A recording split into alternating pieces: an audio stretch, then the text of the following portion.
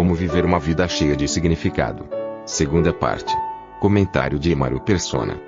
Minha filha, outro dia, escreveu alguma coisa, ela colocou essas 3 palavras. Eu achei muito interessante que ela escreveu dizendo que era o moto de vida do Billy Graham. Acho que todos aqui já ouviram falar daquele pregador americano, Billy Graham. E ele tinha um moto de vida que era os homens, as pessoas, Deus e a sua palavra. Então, ele queria viver para pessoas, Deus e a palavra. Porque ele dizia o seguinte, que as únicas coisas que ficariam para sempre seriam, obviamente, Deus, o Senhor, com quem estaremos para sempre, a sua palavra, não termina nunca, a palavra de Deus é eterna, e as pessoas que nós teríamos influenciado em nossa vida aqui. Porque o cristão está aqui com que objetivo? Por que nós achamos que Deus nos deixou aqui? Somos salvos, o que eu estou fazendo aqui? Eu já podia ter ido embora. Estou salvo. Mas espera aí. A salvação não é apenas para resolver o meu problema. Quando Cristo foi ao céu, a terra não ficou sem Cristo. Depois que ele subiu ao céu, a terra não ficou sem Cristo. Ele está na terra. Como ele está na terra? Ele está no céu. Sim, ele está no céu. Mas quando ele encontrou-se com Saulo ainda, no caminho de Damasco, o que ele disse para Saulo? Saulo, Saulo, por que me persegues? Ele fala, mas quem és, Senhor? Eu sou Jesus a quem tu persegues. Saulo perseguia o Senhor aqui na terra? Perseguia sim, porque ele perseguia o corpo de Cristo, que está na terra.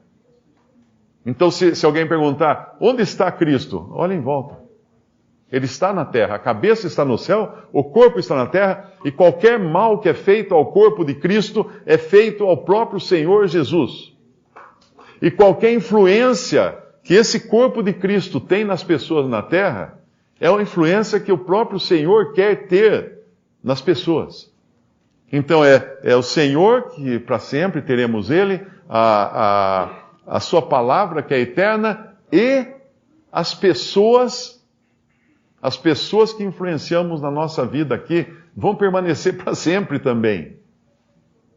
Pais, vocês têm filhos, todos nós que temos filhos, essas pessoinhas são importantíssimas. São importantíssimas. Cristo, cabeça, a igreja, o seu corpo, mas a igreja também é a sua noiva. A sua companheira eternamente. O nosso capítulo 12 de Lucas vai falar também do homem que volta das bodas, e nós sabemos que as bodas vão se dar depois do arrebatamento, quando a igreja, o Senhor Jesus vai receber essa noiva, essa sua esposa para si. E essa noiva, nesse caráter de noiva, existe uma coisa muito importante que Satanás está fazendo nesse mundo hoje, que é destruir o caráter da noiva de Cristo. Mas como que ele está destruindo esse caráter? No momento em que nós vemos invadir as escolas, a educação das crianças, e mesmo a mídia e tudo mais, toda essa questão de gênero, de transgênero, esse negócio todo, por isso pais, cuidem bem de seus filhos. Não estou dizendo que alguém tem que influenciar na sociedade, tem que fazer passeata contra, tem que ir lá em Brasília. Não, em casa. Cada um na sua casa tem seu círculo para cuidar bem dessas pessoinhas que são eternas, que nunca mais vão deixar de existir.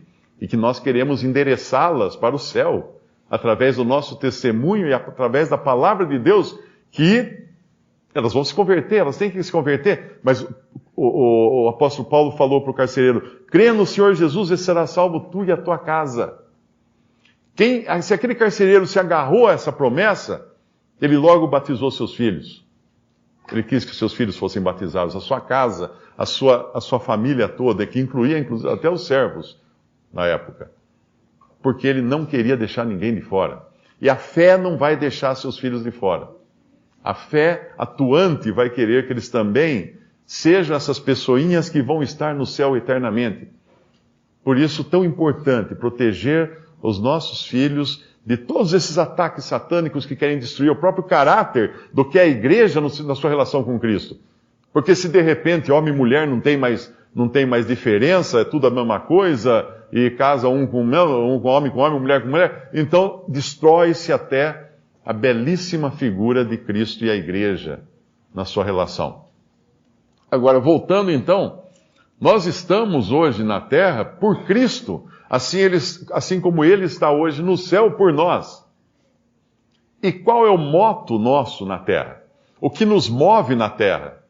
Se for qualquer coisa que não seja Deus, a sua palavra e as pessoas que nos cercam, que nós influenciamos de uma maneira ou de outra, né? Não precisa ser um pregador para sair pelo mundo, ir lá pregar na África. Está na sua casa, está na sua vizinhança.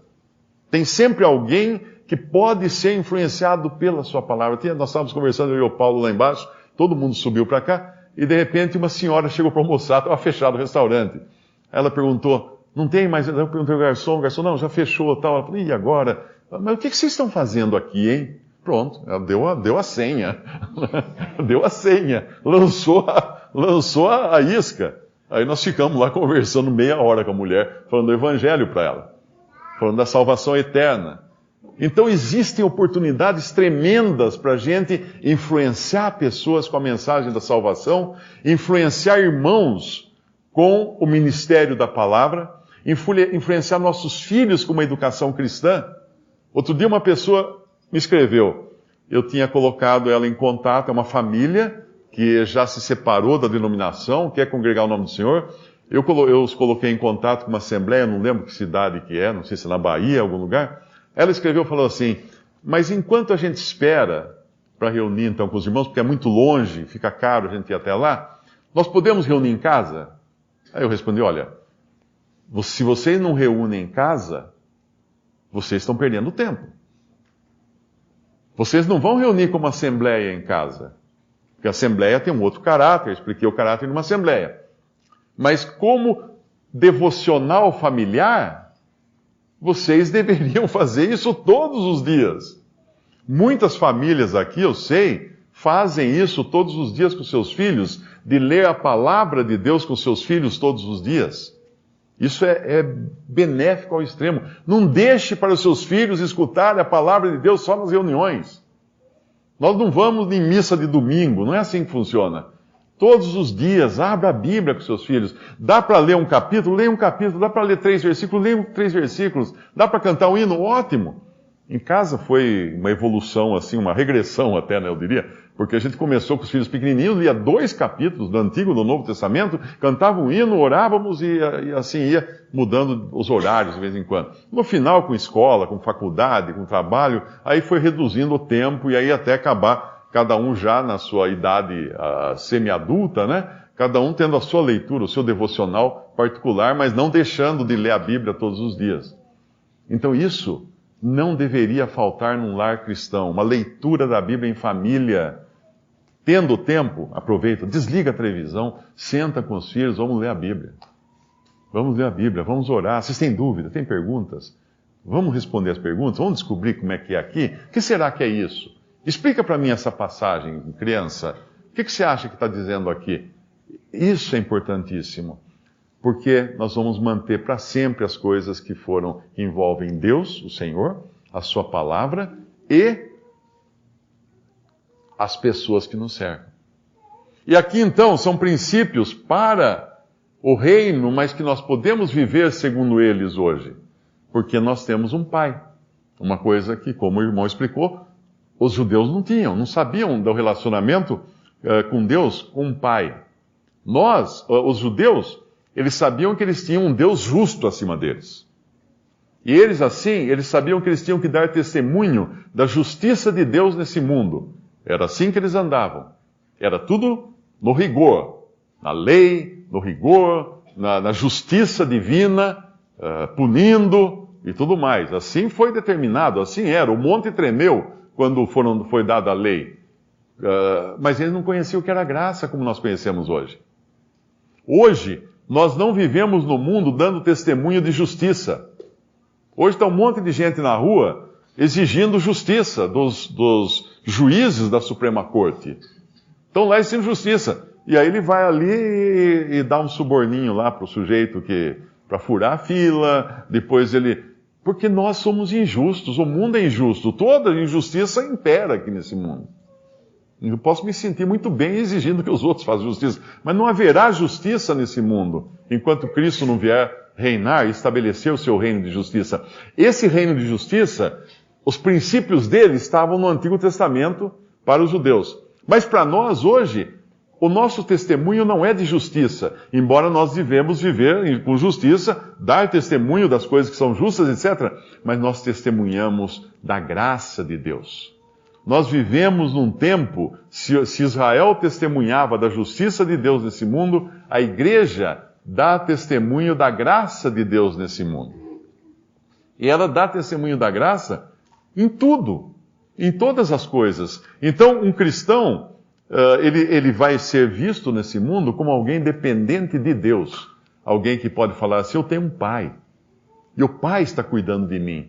Ah, então você vai ficar milionário, que nem o pastor da televisão falou? Não, o pai me prometeu dar pão, não uma padaria.